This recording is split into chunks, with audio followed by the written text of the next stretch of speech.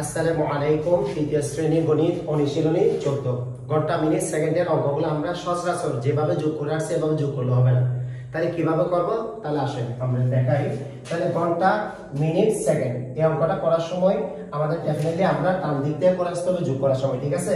তাহলে প্রথমে আমি কি করতেছি, প্রথমে 55, তারপর আসছে কত 47, এই দুইটা আমরা কি করব? যোগ করব। 5 আর 7 যোগ করলে কত হবে? 12।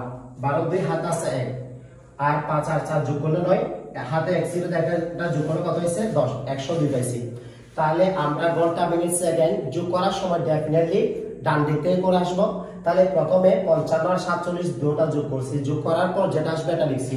এই এখানে যে আপনারা এখানে দুইটা সংখ্যা ঠিক আছে, যোগ করে 102 বসাই দিতে পারতাম। 102 কোনো কিনে সেকেন্ড নেই। তাহলে আমরা জানি 60 সেকেন্ড 1 মিনিট, এখানে কি করতে হবে? 60 এটা বিয়োগ করতে হবে।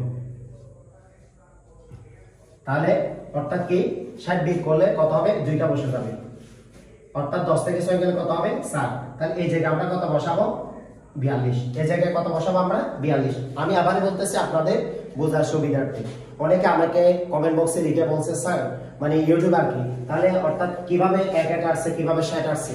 তাহলে দেখেন প্রথমে আমরা ঘন্টা মিনিট সেকেন্ড, এখানে তো এই দুটো প্লাস করে 102। 102 কখনো সেকেন্ড হয় না, 60 সেকেন্ড হওয়ার সাথে সাথে 1 মিনিটে চলে আসে, ফিরে আসে। তাহলে আমরা এই দুটো যোগ করব। 60 সেকেন্ডে যে 1 মিনিট বলছে, এই 60টাকে কি করতে হবে? আমাদের বিয়োগ করতে হবে। বিয়োগ করলে কত হবে? 42 সেকেন্ড হবে। কথা বুঝা আসছে আপনাদের? এরপর আসেন, এরপর আমরা মিনিটটা কিভাবে বের করব? সেম হইতে দেখেন প্রথমে আমি লিখছি 45, এরপর কত দেওয়া আছে? 35। এখন আমি এটা কি করব? যোগ করব। 5 5 যোগ করলে 10, হাত আছে 1, তাহলে 4 এর 3 কত? 7, 7 এর সাথে 1 যোগ করলে কত হবে? 8। এবার আমরা কি করব? 60 বিয়োগ করব। তাহলে 0, এরপর 8 থেকে 6 গেলে কত? 2, আমরা 20 পাইছি। এই জায়গায় একটা কাজ করতে হবে, কাজটা হচ্ছে কি মিনিটের করে একটা যোগ করতে হবে। 60 সেকেন্ডে যে 1 মিনিট 1 মিনিটে ফিরে আসে, তাহলে এখানে একটা কি করে দিতে হবে? 1 যোগ করে দিতে হবে। 1 যোগ করলে কত হবে? 1, এরপর 21। ঠিক আছে, এই জায়গায় আমরা কত বসাবো? 21। তাহলে এখন আপনাদের বোঝা আসছে? তাহলে প্রথমে এই দুইটা যোগ করছি, এরপর 60 বিয়োগ করে যেটা আসছে 42 সেটা বসাইছি।